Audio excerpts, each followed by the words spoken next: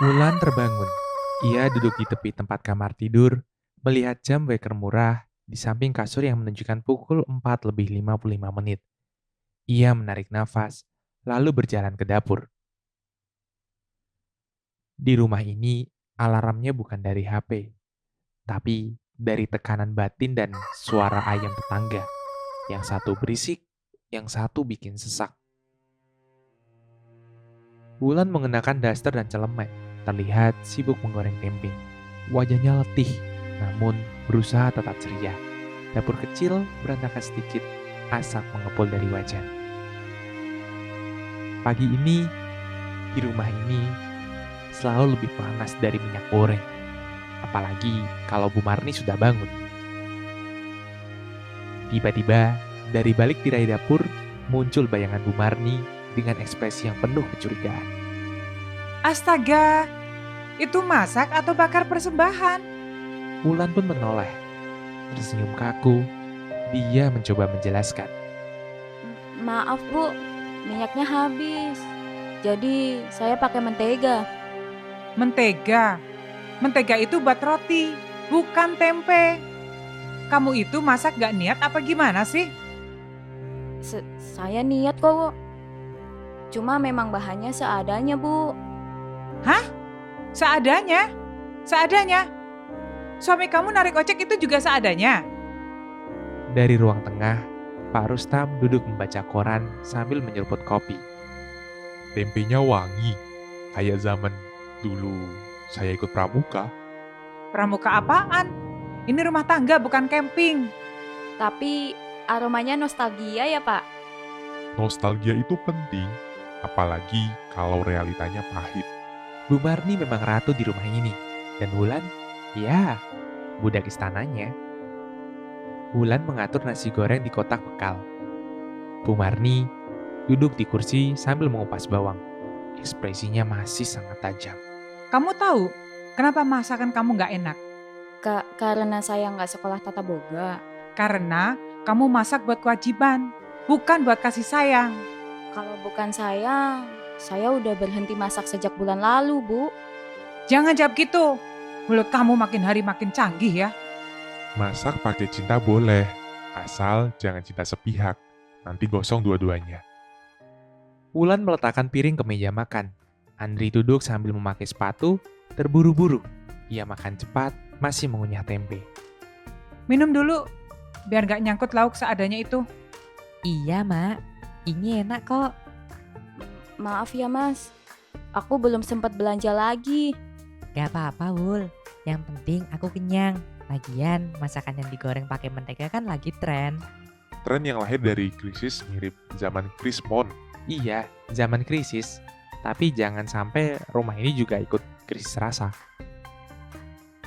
Andri sedang mengenakan jaket ojek hijau dan panik mencari helm. Wul, helm aku di mana ya? Di gantungan. Tapi jangan ambil yang pink, itu punyanya Gita.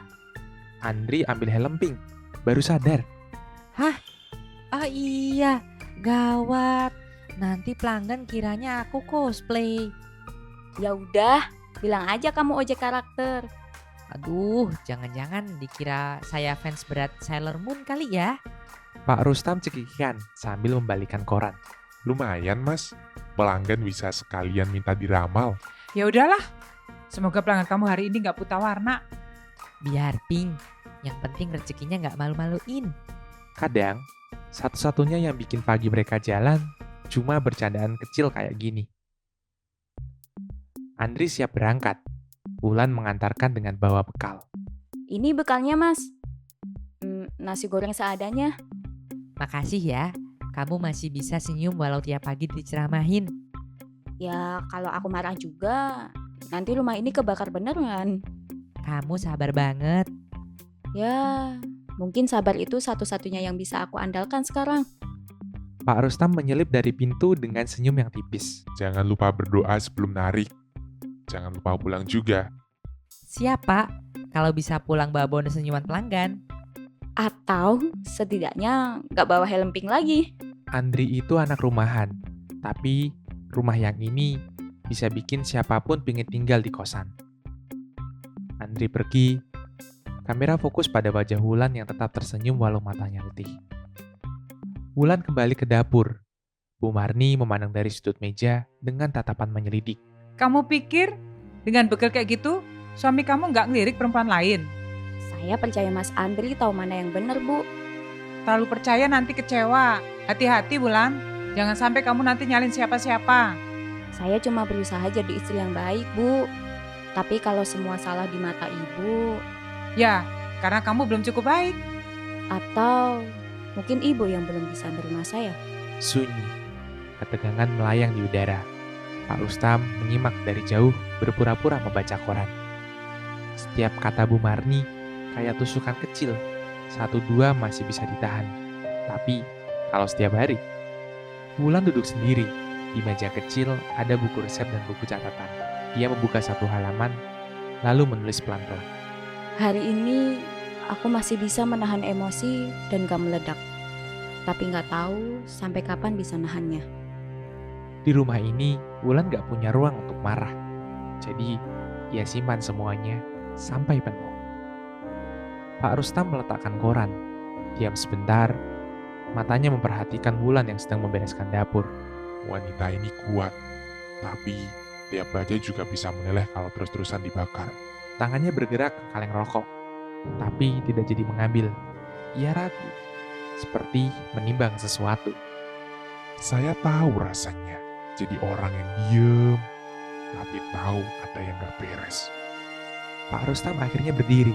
Perlahan, ia mendekati rak buku kecil dekat ruang makan. Pura-pura mencari sesuatu. Tapi, matanya tetap ke arah dapur. Yang sabar biasanya nggak minta dibela, tapi justru yang paling butuh diselamatin.